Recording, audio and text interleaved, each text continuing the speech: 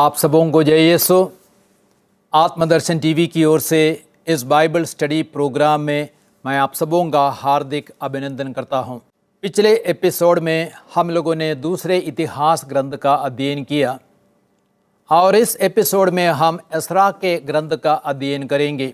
और एस्रा के ग्रंथ के 10 अध्याय है और इस ग्रंथ के अध्ययन करते वक्त मैं 7 मुख्य बिंदुओं पर प्रकाश डालना चाहता हूं। सबसे पहले प्रस्तावना, दूसरा एस्रा के ग्रंथ का लेखक, तीसरा एस्रा के ग्रंथ का समय, चौथा एस्रा के ग्रंथ में क्रिस्त, पांचवां एस्रा के ग्रंथ के मुख्य शब्द, आयतें और अध्याय, छठवां एस्रा के ग्रंथ का सर्वेक्षण और सातवां एस्रा के ग्रंथ की मुख्य शिक्षा। तो अब हम पहले बिंदु पर आते हैं अर्थात प्रस्तावना को देखते हैं।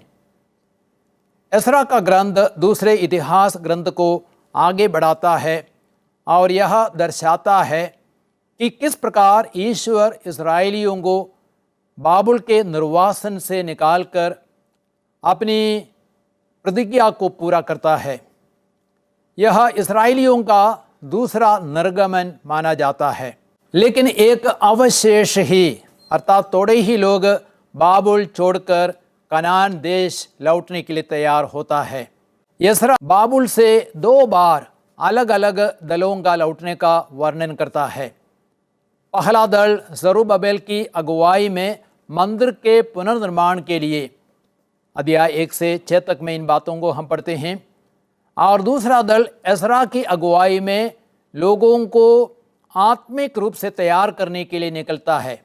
अध्याय 7 से 10 तक में इन बातों को हम पढ़ते हैं। लेकिन इन दोनों दलों के लौटने के बीच करीब 60 वर्ष का अंतराल है, जब एस्तर फारस की रानी बन गई थी।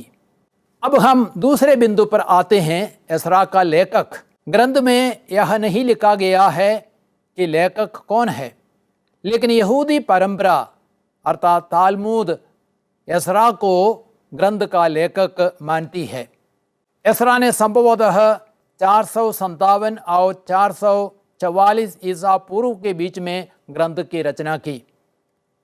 एस्रा हारून वंश का था और अध्याय 7 1 से 5 तक में इन बातों को हम पढ़ सकते हैं। वह एक शिक्षित शास्त्री था और उसने संहिता का अध्ययन और अभ्यास किया था एवं उसे पढ़ाया भी था। अध्याय 7 1 से 12 तक में इन बातों को हम पढ़ सकते हैं। एस्रा एक धार्मिक व्यक्ति था और प्रभु पर दृढ़ विश्वास था। पापों के प्रति पश्चाताप की भावना थी उनके मन में। वह नेहमिया का समकालीन था। नेहमिया के ग्रंथ अध्याय 8 1 से 9 तक और अध्याय 12 36 में इन बातों को हम पढ़ सकते हैं। अब हम तीसरे बिंदु पर आते हैं, एस्रा के ग्रंथ का समय। फारस के राजा सीरूस ने 539 ईसा पूर्व में बाबुल के राजा को पराजित किया और 538 ईसा पूर्व में यहूदियों को स्वदेश लौटने के लिए राजाज्ञा जारी की। 536 ईसा पूर्व में मंदिर का पुनर्निर्माण प्रारंभ हुआ, लेकिन 534 ईसा पूर्व में काम रुक गया। फिर 520 ईसा पूर्व में पुनः निर्माण कार्य शुरू हुआ और 515 ईसा पूर्व में निर्माण पूरा हो गया। सीरूस के शासनकाल में मंदिर निर्माण प्रारंभ हुआ और दारा प्रथम के समय अंत हुआ। 3 अलग अलग समय में यहूदियों को बाबुल में निर्वासित किया था, अर्थात 606, 597 एवं 586 ईसा पूर्व में। और 3 अलग अलग समय में यहूदी बाबुल के निर्वासन से लौटे, अर्थात 538 ईसा पूर्व में जरुब्बाबेल की अगुवाई में, 457 ईसा पूर्व में एस्रा की अगुवाई में और 444 ईसा पूर्व में नेहमिया की अगुवाई में। अब हम चौथे मुख्य बिंदु पर आते हैं, अर्थात एस्रा के ग्रंथ में क्रिस्त। एस्रा का ग्रंथ यह प्रकट करता है कि ईश्वर दाऊद के वंश को सुरक्षित रखने की अपनी प्रतिज्ञा को पूरा करता है। सरुब्बाबेल जो यकुनिया का पौत्र है, दाऊद के वंश का है। पहले इतिहास अध्याय 3 17 से 19 और मत्ती के सुसमाचार अध्याय 1 12 और 13 आप पढ़ सकते हैं इन बातों को जानने के लिए। ईश्वर की योजना अनुसार यूदा का अवशेष प्रतिज्ञा देश में लौटता है, क्योंकि मसीह संबंधी भविष्यवाणियां बाबुल में नहीं लेकिन इसी देश में बेतलेहम यरूशलेम सिय्योन में पूरी होनी थी। एसरा का ग्रंथ क्षमा एवं पुनरुद्धार का संदेश देता है, जो क्रिस्त के काम का प्रतीक है। अब हम 5वें बिंदु पर आते हैं, अर्थात एसरा के ग्रंथ के मुख्य शब्द, आयतें और अध्याय। और सबसे पहले हम मुख्य शब्द को देखते हैं। मुख्य शब्द मंदिर है। मंदिर एसरा का मुख्य विषय है। मंदिर का पुनर्निर्माण और अवशेष जो बाबुल से लौटा है, उनका आत्मिक, नैतिक एवं सामाजिक पुनरुद्धार। इज़राइल की उपासना और लोगों का नवीनीकरण किया गया। गैर यहूदी राजाओं पर भी ईश्वर का अधिकार स्पष्ट है, क्योंकि वे यहूदियों को स्वदेश लौटने, मंदिर का निर्माण करने में उनको प्रोत्साहित करते हैं।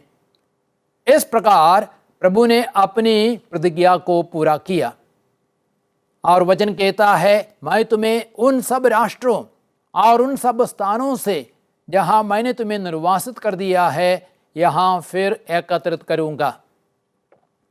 मैं तुम्हें फिर उसी जगह ले जाऊंगा जहां से मैंने तुम्हें निर्वासित कर दिया था। यिर्मयाह के ग्रंथ अध्याय 29 वाक्य संख्या 14 में इस भविष्यवाणी को हम देखते हैं और वह भविष्यवाणी पूरी हो जाती है। अब हम देखते हैं मुख्य पद। मुख्य पद है अध्याय 1 वाक्य संख्या 3, अध्याय 7 वाक्य संख्या 10, अध्याय 1 वाक्य संख्या 3, जहां में लिखा गया है, ईश्वर उनके साथ रहे जो तुम लोगों में उसकी प्रजा के सदस्य है। वे लोग यरूशलेम में रहने वाले ईश्वर, इस्राएल के ईश्वर प्रभु का मंदिर बनाने के लिए यरूशलेम की ओर प्रस्थान करें। और यह कथन वास्तव में राजा सीरूस की राजाज्ञा का भाग है। राजा सीरूस यहूदियों को प्रभु का मंदिर बनाने के लिए यरूशलेम की ओर प्रस्थान करने का आदेश देते हैं। और एक दूसरा मुख्य पद है अध्याय 7 वाक्य संख्या 10। दूसरा मुख्य पद है अध्याय 7 वाक्य संख्या 10, जहाँ भी लिखा है, क्योंकि एसरा ने प्रभु की संहिता के अध्ययन में उसके पालन और इस्राएल की विधियों और रीति रिवाजों की शिक्षा में मन लगाया था। और इसको हम समझने का प्रयास करें। एसरा शास्त्री था, वह मूसा की संहिता का विशेषज्ञ था जिसे प्रभु इस्राएल के ईश्वर ने दिया था। एसरा लोगों को आत्मिक रूप से तैयार करने के लिए बाबुल से निकला था। प्रभु की संहिता के अध्ययन और पालन के बिना लोगों का आत्मिक उद्धार नहीं हो सकता था। इसलिए एसरा ने प्रभु की संहिता के अध्ययन में मन लगाया था। अब हम देखते हैं एसरा के ग्रंथ का मुख्य अध्याय। मुख्य अध्याय है एसरा अध्याय 6। इस अध्याय में मंदिर निर्माण की पूर्ति और प्रतिष्ठान का उल्लेख है। मंदिर निर्माण और उसकी प्रतिष्ठा ने अवशेष को पास्का पर्व मनाने और देश के गैर यहूदियों की अशुद्धता छोड़कर प्रभु इस्राएल के ईश्वर की ओर अभिमुख होने के लिए प्रेरित किया।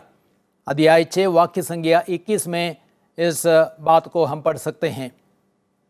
अब हम 6वें मुख्य बिंदु पर आते हैं, अर्थात एसरा के ग्रंथ का सर्वेक्षण।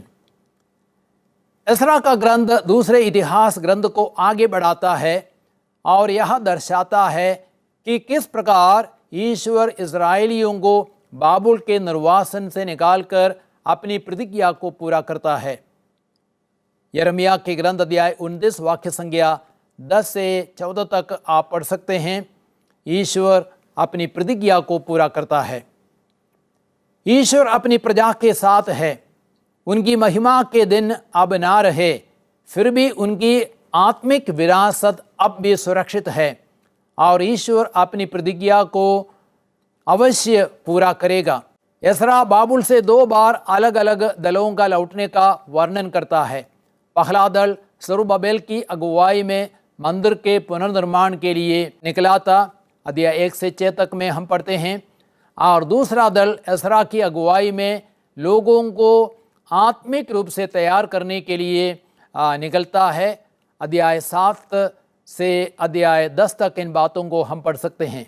ग्रंथ को 2 भागों में विभाजित किया जा सकता है। सबसे पहला भाग है मंदिर का पुनर्निर्माण, अध्याय 1 से 6 तक। फारस का राजा सीरूस 529 ईसा पूर्व में बाबुल के राजा को पराजित करता है और 538 ईसा पूर्व में यहूदियों को स्वदेश लौटने के लिए राजाज्ञा जारी करता है। 2 सदियों पहले नबी इसाया ने यह भविष्यवाणी की थी कि मंदिर का पुनर्निर्माण होगा और यह भी कि राजा सीरूस के द्वारा यह कार्य संपन्न होगा। आप इसायास के ग्रंथ अध्याय 44 वाक्य संख्या 28 से अध्याय 45 वाक्य संख्या 4 तक इसाया की इस भविष्यवाणी को पढ़ सकते हैं। संभवतः करीब 20-30 लाख यहूदी बाबुल में निर्वासित थे, लेकिन 538 ईसा पूर्व में उनमें मात्र 50,000 लोग ही कनान देश लौटने के लिए राजी हो गए। अधिकांश लोग बाबुल की सुख सुविधाओं को छोड़ना नहीं चाहते थे और 900 मील यात्रा करना नहीं चाहते थे और मंदिर के पुनर्निर्माण का कठिन काम करना नहीं चाहते थे। राजा दाऊद का वंशज सरुब्बाबेल की यरूशलेम की यात्रा में अवशेष की अगुवाई की। जो लोग लौटे वे यूदा, बेन्यामीन एवं लेवी वंश के थे। बाद में अन्य 10 वंश के प्रतिनिधि भी लौटे। मंदिर की नींव 534 ईसा पूर्व में डाली गई, लेकिन फारस के एक क्षत्रप ततन्या द्वारा विरोध किया गया और इसको हम अध्याय 5 वाक्य संख्या 3 में पढ़ते हैं। उस विरोध के कारण 534 से 520 ईसा पूर्व तक काम बंद पड़ा था। नबी हगई और सकरिया ने लोगों को पुनर्निर्माण कार्य फिर से प्रारंभ करने के लिए उपदेश दिया। अध्याय 5 वाक्य संख्या 1 से 2 तक में इन बातों को आप पढ़ सकते हैं।